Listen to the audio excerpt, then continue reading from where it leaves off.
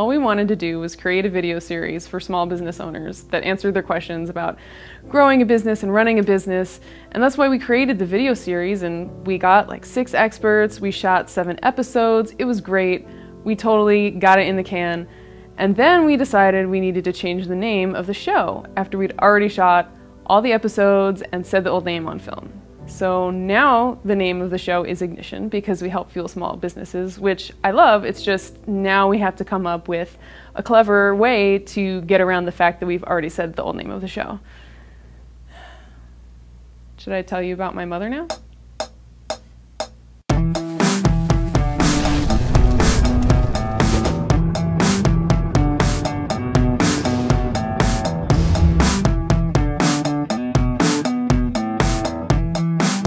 Hi, and welcome to the Lab. My name is Ellis. And my name is Ramon Ray with Infusionsoft. Thanks for watching.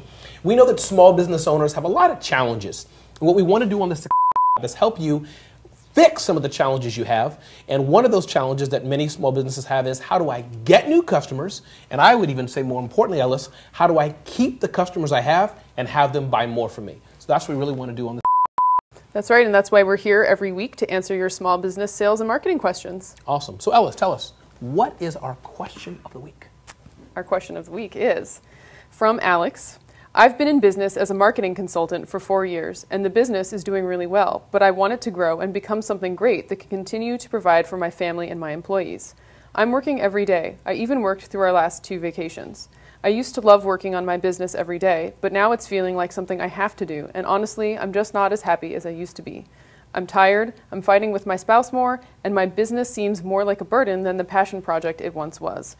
How do I get my groove back while still growing my business? Wow, my business doesn't seem anymore like a passion project. That's tough. Yeah. That is tough, and I identify with that a lot. So we're here all about having experts answer your tough questions. That's right. So today we have with us a former NBA player and current entrepreneur and author, and that's Joe Courtney.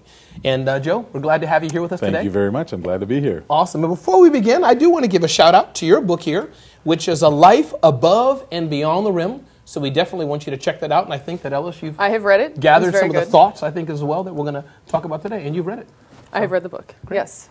So, Joe, what would you say to Alex? Well, it's a complicated situation, obviously. There's no perfect answer, but if I had to answer that, I'll start off by stating kind of what I went through. So there was a period and point in time in my business when I retired from professional sports, and I start scaling my business. And during that process is the most intense time, because literally you don't know what time of day it is, you don't know what day of week it is. It's craziness, and no matter what happens, as much as you try to avoid the spillover effect happening with your family, it just happens. It's part of the scenario. So trying to say it's not going to happen, I think is a mistake. So I would rather address how do you deal with it. So, you know, the good and the bad. The good of it is I was able to scale my businesses from 10% of my last year's income to over $40 million in 4.5 years. Wow. So that's the good of it, right? It was awesome. It was amazing. But the bad of it is not only did it wear on me, it wore on my family. What I realized in the process, and there's some of this one in my book, is you have to redefine balance and what that really means. And that can't be done alone. You have to do that as a communication between your family.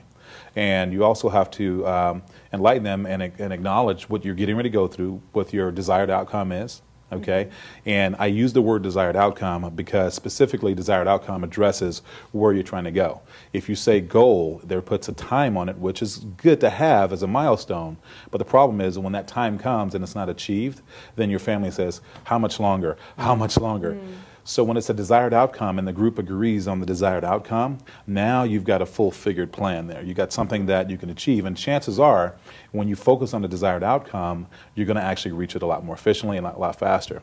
When you put milestones and times on it, it's good. But if you say goal, then everything will be adjusted to that goal as opposed to the desired outcomes. So that's the first thing, is communication.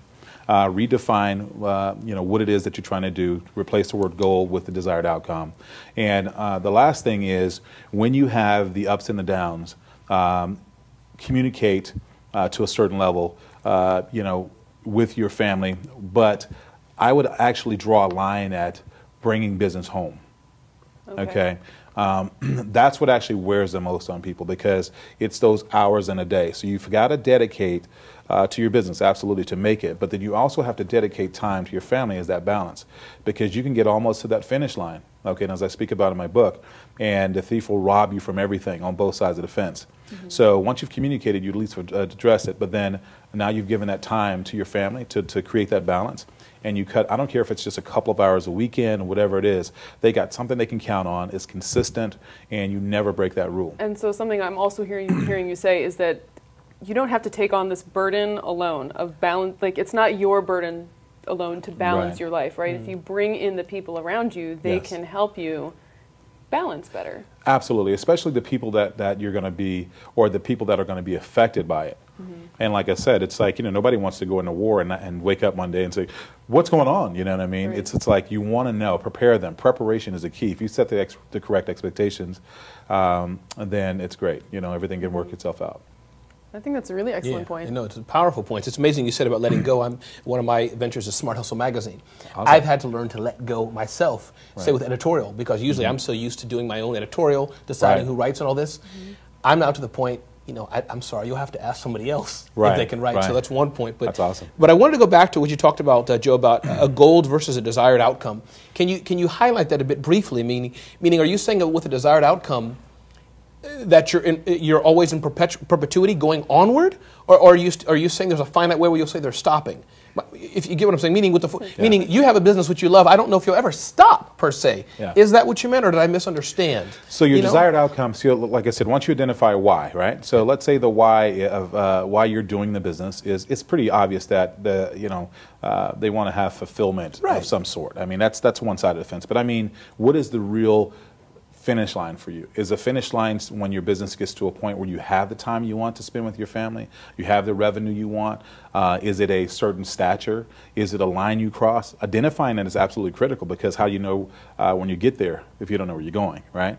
But the desired outcome allows you to be able to use your talent, skills, and real ability to scale your company. When you say, I'm going to, here's my goal, right? My goal is to lose 20 pounds, right?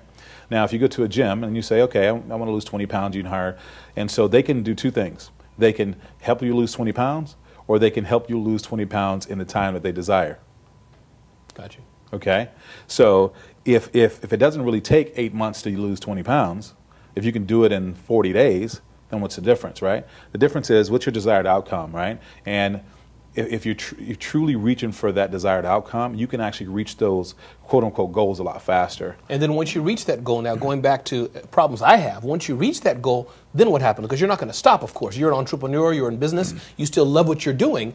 How do you then, do you set another goal? Do you know what I mean? How do you continue on? Because you're not going to retire, is the point I'm making. Absolutely. What do you do next? What's your advice in this life so in chapter above 5, and beyond the rim? Absolutely.